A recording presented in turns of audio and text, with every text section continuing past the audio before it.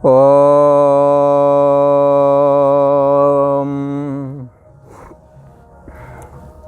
श्री योग वासिष्ठ के स्थिति प्रकरण में श्री वशिष्ठ जी महाराज बोले, हे राम जी, जैसे बहुत सारे फूलों का बगीचा कहीं हो और उधर से होकर के जब कोई वायु आती है तो वायु के साथ बगीचे में मौजूद फूलों की खुशबू भी आ जाती है।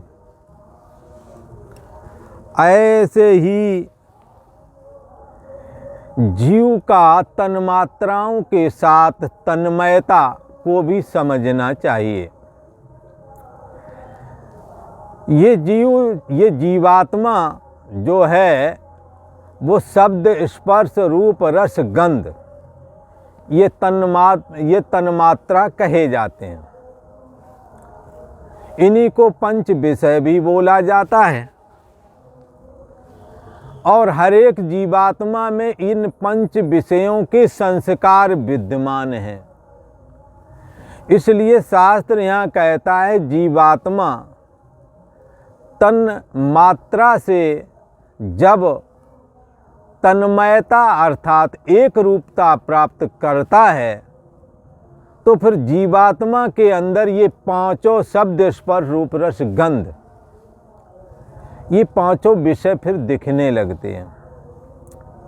इन पंच विषयों में कोई किसी में कोई एक विषय ज़्यादा बलवान होता है। हर किसी में कोई तो संगीत प्रदान है तो शब्द सुनने में, संगीत सुनने में कान में वो लगा लेते हैं, आजकल सुनते रहते हैं। ड्राइवर लोग गाड़ी चलाते हैं तो कोई लगा लेते हैं गाना, शब्द प्रदान। कई को ज़्यादा ये गाना बजाना कहते थे बंद कर दो, बहुत हो गया, सर दर्द होने लगता है। सर दर्द होने लगता है, कहेंगे कि उलझन हो रही है। तो इस प्रकार से ये जो है जीवात्मा शब्द स्पर्श रूप रस गंध इससे तन्मय कैसे होती है, इस विषय की चर्चा यहाँ चल रही है। और सृष्टि उत्पत्ति होती है तो ये जीवात्मा तन मात्राओं से अर्थात शब्द स्पर्श रूप रस गंध से एक ही भाव को कैसे प्राप्त हो जाती है, इस बात की चर्चा इस स्थिति प्रकरण में यहाँ चल रही है। तो स्थिति प्रकरण में मैन रूप से ये बात बतलाई गई कि तुम्हारे अंदर जो जगत की स्थिति है वो इसलिए है क्योंकि ये जगत तुम्हारे मन में है। किसी ने कहा ये कैसे कह दी महाराज, कहाँ मन में, तो बाहर है। बंधुओं बाहर नहीं, ये सब अंदर बैठा है जगत। तुम्हारी स्त्री तुम्हारे मन में है, किसी दूसरी स्त्री को तो तुम अपनी पत्नी नहीं बोलते हो। जिसके प्रति तुम्हारे हृदय में पत्नी का भाव बैठा है उसी को पत्नी बोलते हो। जो तुम्हारे बच्चे तो दुनिया में बहुत हैं, पर तुम्हारे बच्चे का भाव तन्मयता तुम्हारी जीवात्मा में बैठी हुई है, इसलिए उसी को तुम अपना बोलते हो। तो जीव तन्मयता को प्राप्त हो जाता है। क्या जीव क्या है? सच्चे अर्थों में मन ही जीव है। मन के अंदर 5 ज्ञानेंद्रियों का भी अंतर्भूत कर देना, 5 कर्मेंद्रियों का कर देना, 5 प्राण का कर देना और मन बुद्धि, इस तरह से 17 तत्व तो ये मन ही बना होता है। जैसे कोई एक पुरुष अकेला होता है और विवाह करने के लिए 4-5 बच्चे हो जाएं, हैं, तो वो बच्चे कौन हैं? वो बच्चे तुम्हारे हैं और वो बच्चे के रूप में तुम ही हो। इस विषय में एक छोटी सी कहानी भी चलन में है। कहते हैं कि एक समय में कोई एक पहलवान थे। तो वो पहलवान क्या है कि कसरत करते थे, एक पेड़ की डाली को पकड़ के जमीन पर लगाते थे कसरत के समय में। कालांतर में विवाह हो गया और बच्चे बच्चे हो गए। अब उन्होंने एक दिन क्या हुआ, कसरत की और उस डाली को जमीन में लगाना चाहा पर नहीं लगा पाई। तब मत्था पकड़ लिया, तब तक उसकी घरवाली आ गई। उसने कहा क्या बात हो गई है कि यार क्या बताऊं, अब कुछ कहने लायक नहीं। बोले नहीं तुम कह डालो, आज बता दो तुम सही सही बात क्या है। कहने लगे कि मैं पहले जब ब्याह नहीं हुआ था ना, तब मैं इस डाली को इस ज़मीन में लगा लेता था, अब वो शक्ति नहीं रह गई है। बोले तो पत्नी बोली शक्ति तो है पर तुम्हें पता नहीं है। बोले कहाँ है शक्ति, लगा ही नहीं पा रहा हूँ ज़मीन पर। तब उन्होंने कहा आ जा, कलुआ भैरवा टिंकू पिंकू सबको बुलाया, 4-5 जो लड़का लड़की थे। अब बोले अब लगे डाली को लगाओ ज़मीन पर। तो डाली लगा, तब तक बच्चों से बोले तुम भी लग जाओ। डाली सारी नीचे लग गई, तोड़ भी डाली। तो क्या है कि शक्ति बट गई। इनके रूप में एक पुरुष की ही शक्ति होती है जो सब रूपों में, और शास्त्र का भी वचन है संतान के रूप में पति ही जन्म लेता है। हाँ, इसलिए कई बहुत पुराने ऋषियों की ये भी परंपरा थी, एक संतान हो गई तो कहते अब हमने अपना जन्म ले ही लिया है, तो अब हम दोबारा शारीरिक संबंध में नहीं प्रवृत्त होंगे। तो कहते हैं जीवन में एक बार। इस तरह की सोच वाले सृष्टि के आदि में थे, इसलिए सृष्टि नहीं बढ़ती थी। फिर कहा वो जितनी तेज़ी से बढ़ना चाहिए नहीं बढ़ रही थी। उसका हेतु यही था कि एक संतान आ गई तो लगता है अब हमारा पुनर्जन्म हो गया। खैर वो एक विषय अलग है, पर यहाँ विषय ये है कि भाई ये जीवात्मा शब्द स्पर्श रूप रस गंध, इन्हीं को तन्मात्रा कहते हैं, इन्हीं को विषय कहते हैं। इनसे कैसे तन्मय हो जाता है? तो कहते हैं जैसे गंध के स्थान से वायु गंध लेकर के आ जाता है। क्यों आ जाता है? क्योंकि वायु गंध से एकीकृत तन्मयता को प्राप्त होकर के आगे चलती है। तो वह यदि गंध होगी तो गंध, और सुगंध होगी तो सुगंध लेके आएगी। ऐसे जीवात्मा भी, जब जीवात्मा इस संसार से पलायन करता है तो शब्द स्पर्श रूप रस गंध रूप जो ये तन्मात्राएं हैं, जो ये विषय हैं, इनसे तन्मय हो चुकी होती है। और जब ये यहाँ से जाती है, शरीर से निकलती है, तो फिर शब्द स्पर्श रूप रस गंध को तो नहीं ले जा पाती, पर इनकी संस्कार लेकर के जाती है। इसीलिए जब कोई जीवात्मा किसी के यहाँ पुत्र या पुत्री के रूप में जन्म लेता है तो वो आंख खोल के इधर उधर देखता है। बोले क्या देखता है ये? बोले रूप देखता है, और धीरे धीरे वो रूप पहचान जाता है, कौन हमारी माँ है, कौन हमारे बाप है, कौन हमारे भाई बंधु हैं, पहचान जाता है। क्यों पहचानने लगता है? और फिर वो रूप ही क्यों देखता है? तो इसके पीछे हेतु बताया गया है, पिछले जन्म में ये रूप देखता था। हम और आप सभी आंखें खोल करके रूप ही तो देखते हैं। यदि नेत्र बंद कर लेंगे तो रूप दिखना बंद हो जाएगा। पर बालक जन्मा है, अभी उसकी इंद्रियां विकसित हुई हैं, लिहाजा वो रूप को देखता है। इसी प्रकार कान में कुछ शब्द बोलते हैं ताकि इसके कान भी शब्द पकड़ने लगे। तो प्रारंभ में शब्द नहीं पकड़ता, ताली बजा देते हैं तो उसका ध्यान जाता उधर, किसने ताली बजाई। फिर उसके बाद माताएं बोलते बोलते उसको, अब उसे शब्द का भी संस्कार लेके आया था, इसलिए शब्द बोलने पर वो शब्द को सुनता है और जिधर से शब्द आता है उधर की ओर मुड़ करके अबोध बालक देखने भी लगता है कई बार।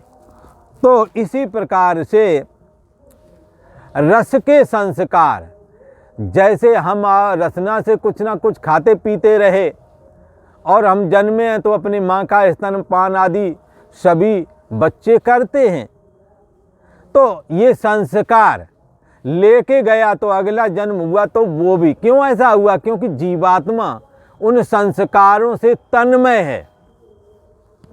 गाय भैंस के भी, जानवरों के भी बच्चे होते हैं, वो भी इस शब्द स्पर्श रूप रस गंध की तन्मयता से युक्त होकर के ही जन्मते हैं।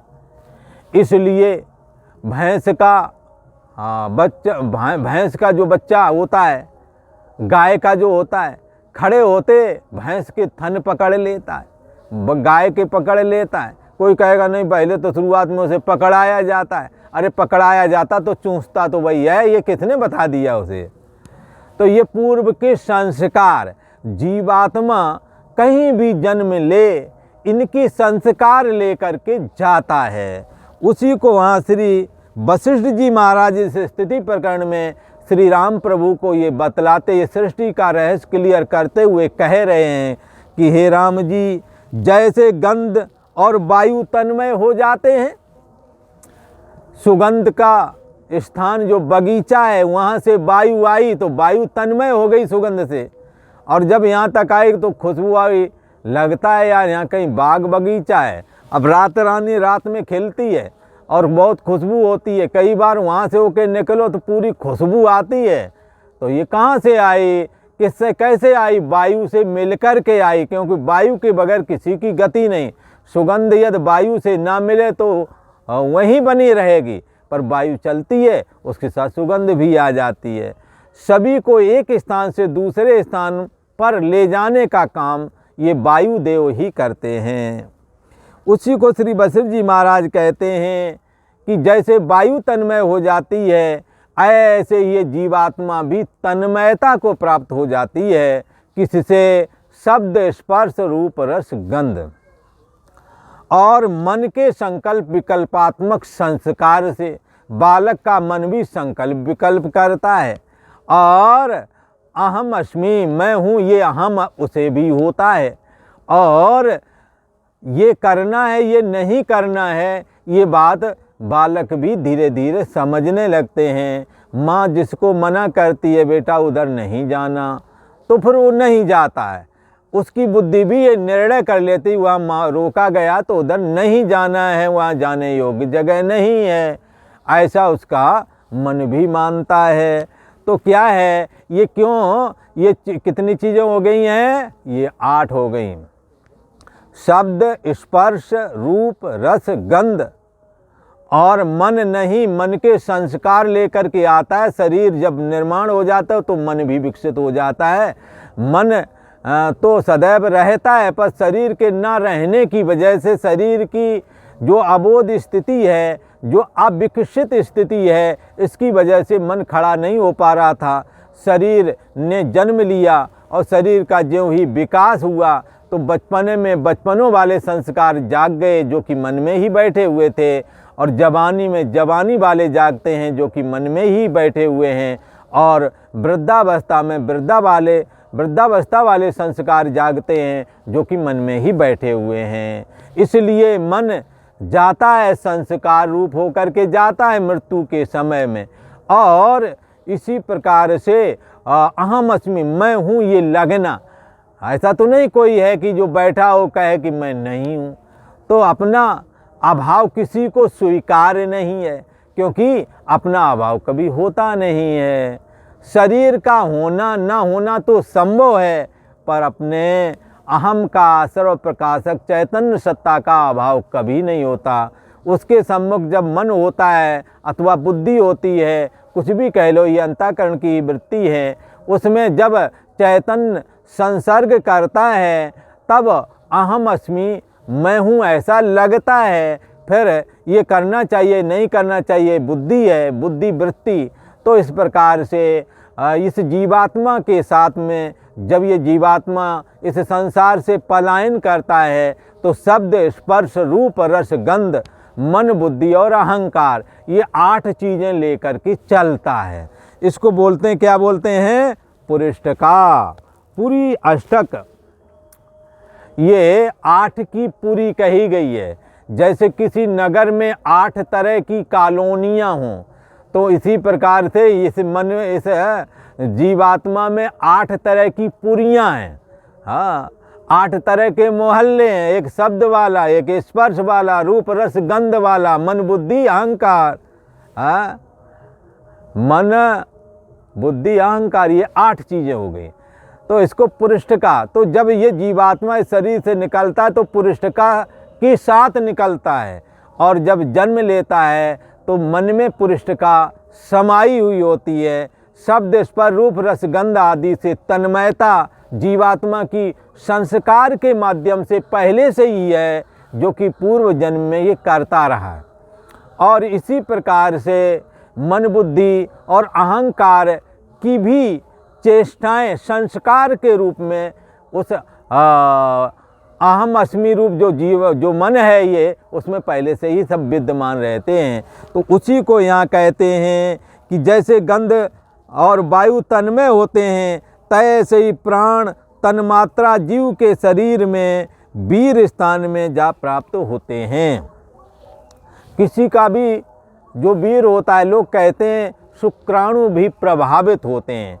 कहते हैं कि इसका जन्म कब हुआ था? बोले तब हुआ था जब युद्ध चल रहा था। बोले युद्ध चल रहा था तो ये जो अभिमन्यु थे गर्भ में थे, और अर्जुन युद्ध के समाचार जो सुभद्रा जी भगवान की बहन है, उन्हीं के साथ अर्जुन का विवाह हुआ था, तो उनको सुनाया करते थे ये चक्रव्यूह कैसे तोड़ा जाता है। तो बालक सुन रहा था।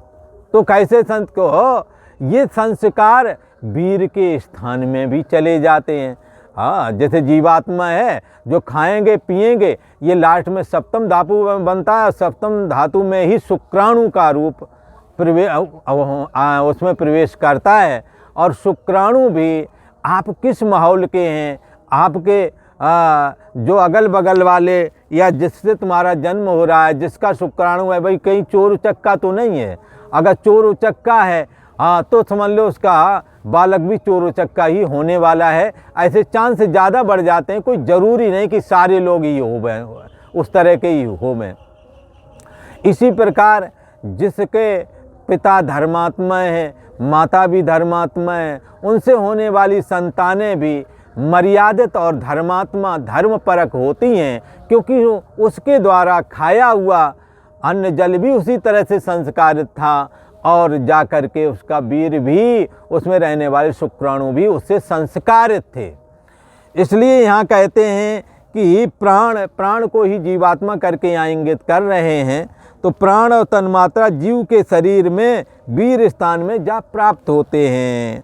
प्राण से और तन्मात्रा ये मिले हुए, और अहम अस्मि रूप जीवात्मा है ही है।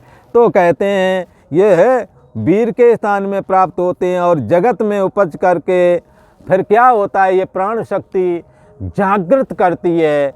पहले बतासे के आकार का बुदबुद होता है, गर्भ का आकार बुदबुदे के आकार का, फिर धीरे धीरे करके बतासे का, और फिर इस तरह से धीरे धीरे पिंड बढ़ता जाता है। और किसी से सुना है कि 7वें महीने की जाने 6वें महीने में ये प्राण सक्रिय हो जाते हैं। प्राण के सक्रिय होने से जीव चेतना भी सक्रिय हो जाती है, लिहाजा ये बच्चा में जीवनी शक्ति आ जाती है। तो फिर उसके क्या होते हैं, वो जैसे ही जीवनी शक्ति आए तो पूर्व के संस्कार भी सारे आ जाते हैं। उसी को यहाँ कहते हैं कि हे राम जी, कई धूम्र मार्ग से देहवान के शरीर में प्रवेश करते हैं, और कई मेघ में प्रवेश करके बुंद मार्ग से औषधि में रस रूप होकर के स्थित होते हैं, और उसको भोजन करने वाले के भीतर वीर रूप करके स्थित होते हैं, और कई प्राण वायु द्वारा प्रकट होते हैं, और चर स्थावर रूप होते हैं। क्या मतलब? धूम्र मार्ग से कई आते हैं। किसी ने कहा ये धूम्र मार्ग कौन है, तो वो धूम्र मार्ग ये कृष्ण पक्ष वाले मार्ग में जो आते हैं। कौन से लोग आते हैं? नरक और स्वर्ग और पितृलोक, तीनों जगह से ये जीवात्मा अपना कर्म फल भोग करके वापस आते हैं। तो इनके आने के या तो महीने में 2 पक्ष होते हैं, शुक्ल पक्ष और कृष्ण पक्ष। कृष्ण पक्ष को धूम्र मार्ग है ना, तो एक को दूसरा देवयान मार्ग। तो अब इसमें जो शुक्ल पक्ष है हाँ वो उसको दूसरा नाम दिया, कृष्ण पक्ष को धूम्र मार्ग दिया।